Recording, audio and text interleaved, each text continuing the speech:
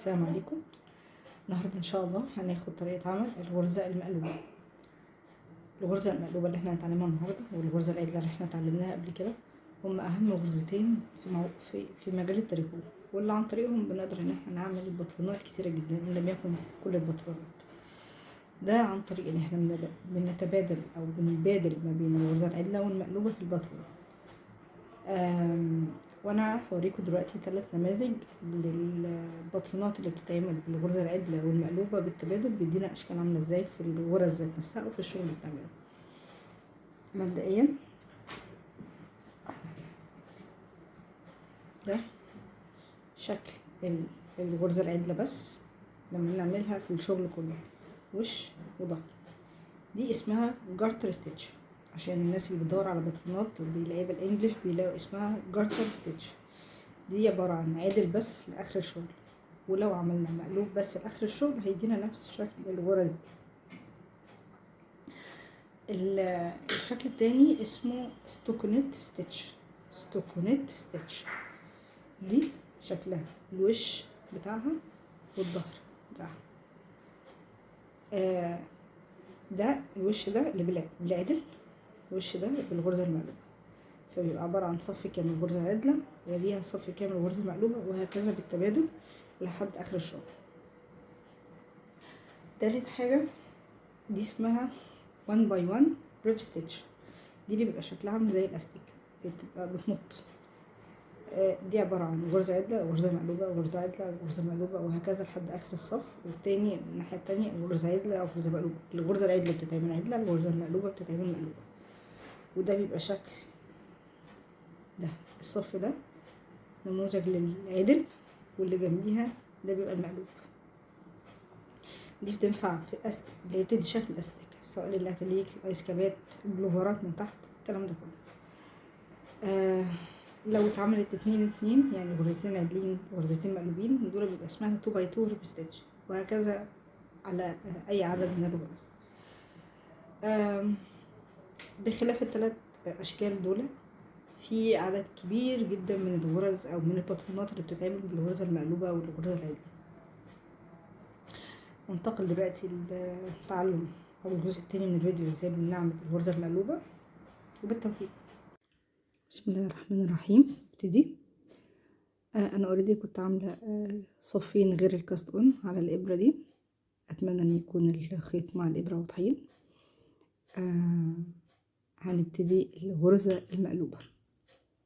برضو الابره دي اللي عليها الخيط هنسميها الابره 2، والابره اللي هنشتغل بيها اسمها الابره 1. زي مسكة الابره والخيط وقت ما احنا بنعمل الغرزه العدله هنشتغل بالايد دي، هنبقى ماسكين بيها الخيط بالايد اليمين. في الغرزه المقلوبه بيبقى الخيط لجوه مش لبره. احنا الخيط لبره، بندخل الابره في الغرزه لجوه، وبالخيط نلف على الابره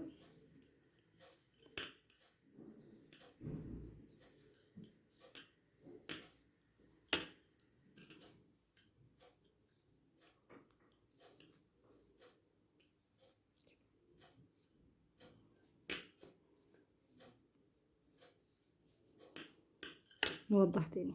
احنا هنعمل دلوقتي الغرزة عدلة. الغرزة العدلة عشان نعمل مقارنة نشوف الفرق. الغرزة العدلة الخيط بيبقى لبره، وبالإبرة اللي احنا بنشتغلها بنحطها ما بين رجلين الغرزة لبره، لفين الخيط طلعينه. الغرزة المقلوبة الخيط بناخده قدام الإبرة، ومندخل الإبرة بين رجلين الغرزة بس لجوه، ونلف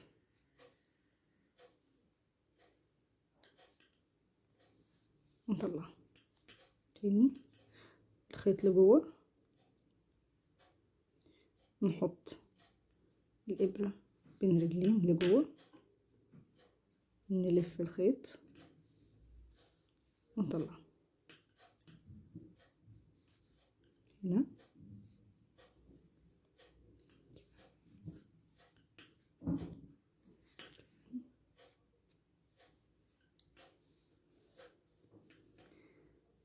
كده.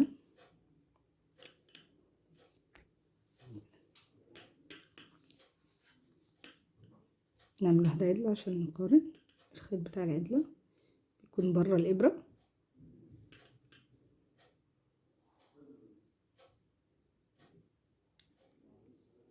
بنحط الإبرة لبرا، نلف الخيط ونطلع الإبرة.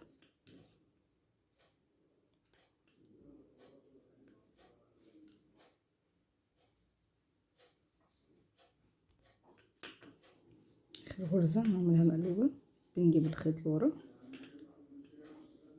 وبنحط الإبرة اللي جوه، نحط الخيط ونشد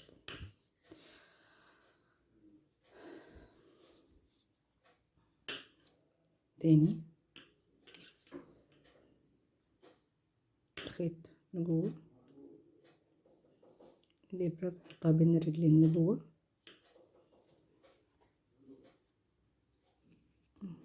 نلف الخيط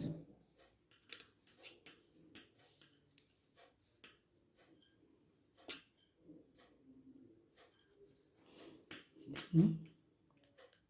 الخيط لجوه، الإبرة لجوه، بنلف الخيط على الإبرة ونعديها.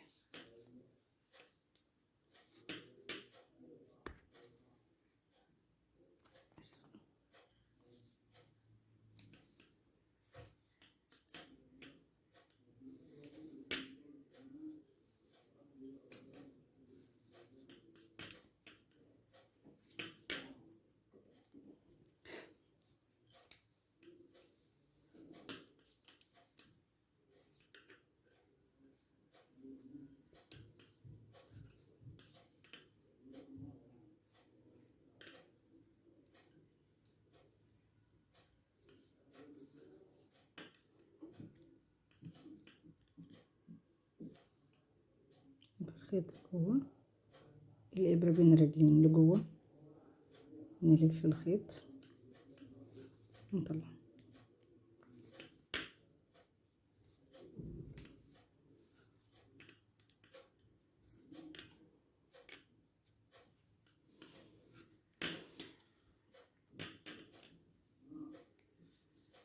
ده ازاي نعمل الغرزة العدلة، سوري، الغرزة المقلوبة، وهيبقى فيه في الديسكريبشن تحت ازاي نعمل الغرزة العدلة. بالتوفيق.